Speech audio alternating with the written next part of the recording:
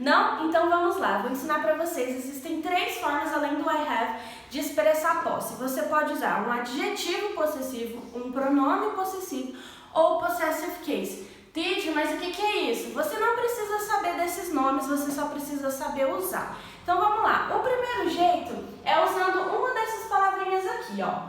Elas correspondem a um pronome pessoal que vocês já conhecem. I, you, he, she, it, we, they. Então o pronome que vai corresponder a I vai ser o my.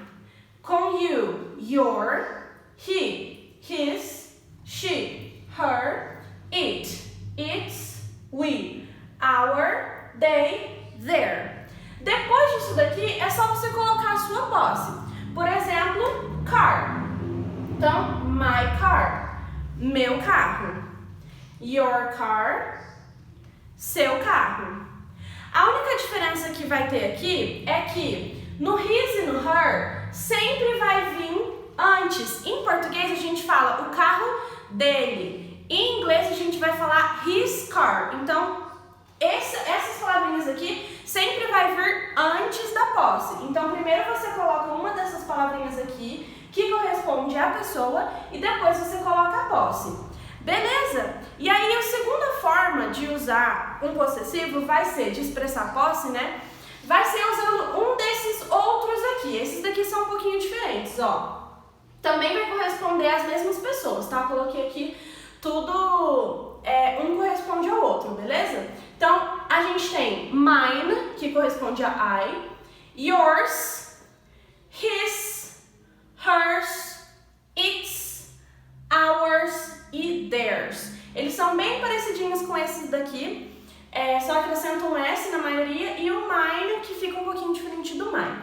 Quando que eu vou usar esse daqui? Numa frase, se eu quiser dizer, por exemplo, esse é o meu carro, não o seu carro. Em vez de eu dizer this is my car, not your car, para evitar essa repetição, eu posso usar this is my car, not yours. Então, essas palavrinhas aqui nada mais são que uma junção dessas palavrinhas aqui mais uma posse. Se você juntar essas palavrinhas mais uma posse, vai dar uma dessas palavrinhas aqui. Então, você só vai usar essas palavrinhas aqui se você já tiver usado alguma dessas daqui antes, tá? Porque essa daqui, ela tá implícita dentro dela, guardadinha dentro dela, uma dessa daqui e mais uma posse. Então, this is my car, not yours. This is her dress, not mine. Tá? Então, sempre você vai usar esse daqui depois de já ter usado um desse. Beleza? E aí, a outra forma de expressar posse é o possessive case, que é o tão temido apóstrofe S, que todo mundo tem medo, mas eu vou te explicar hoje de uma maneira muito fácil. Como que eu vou usar o apóstrofe S? Eu sempre vou usar primeiro a pessoa, aí eu vou colocar um apóstrofe S depois da pessoa, tá? Depois do nome da pessoa. Esse aqui eu sempre tenho que usar com o nome de uma pessoa, então sempre vai ser na terceira pessoa. Eu posso até falar de mim mesma, mas eu vou ter que falar de mim mesma na terceira pessoa, porque eu preciso de um nome aqui, ó.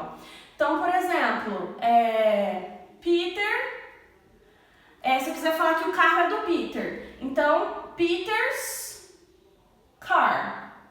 Então, por exemplo, aqui, ó, this is, né, esse é o carro do Peter, Peter's car. Então, a gente tem a pessoa mais o apóstrofe S mais a posse. Então, a pessoa sempre vai vir antes da posse. Então, é a pessoa mais apóstrofe S mais a posse. Coloquei um offzinho aqui, porque se for um objeto inanimado, você vai usar o of. Como assim objeto inanimado? Por exemplo, a perna da cadeira. A cadeira é um objeto inanimado, não é uma pessoa. Então, eu não vou usar o apóstrofe S. Eu vou usar o of. Aí vai ficar, por exemplo, the leg of the chair. A perna da cadeira. Ops, escrevi errado. The chair. A perna da cadeira. Ou, por exemplo, the end of the story. The moral of the story. Sempre que for um objeto inanimado, você vai usar o of. Você pode usar apóstrofe S? Sim, mas não é muito comum. Geralmente quando é um objeto inanimado você usa o of. Ok? Então esse é o uso do of. Mas voltando aqui para o apóstrofe S, eu sempre vou usar com uma pessoa. Não necessariamente precisa ser o nome dela, tá? Então, por exemplo, eu posso colocar aqui boy, the boy. Então, por exemplo, sei lá, bicicleta do garoto. Então, the boy's bicycle. Então, eu vou colocar aqui a pessoa, o apóstrofe S e a posse depois. Bicycle. Então, a bicicleta do garoto. Aí, se a palavrinha já terminar em S, no caso aqui, the boy, se fosse plural, né? Se fosse mais de um garoto, se fosse os garotos. A palavrinha já termina com S, você só acrescenta o apóstrofe.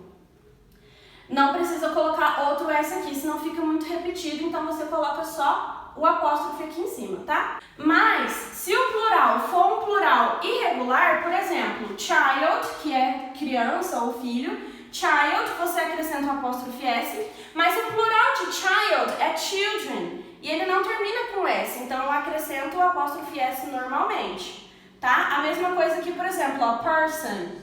O plural de person é people, não termina com S, então eu acrescento o apóstrofe S aqui normalmente. Então eu só não vou acrescentar o S se a palavra já terminar em S. Isso serve para nomes também, tá? Por exemplo, Marcos.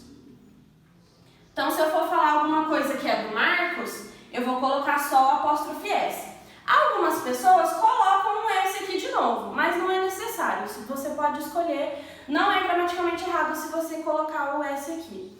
Mas a maioria das pessoas não usa. Então, se vocês encontrarem sem, vocês têm que prestar atenção se tem esse apóstrofe aqui lá no texto, para você conseguir entender a frase.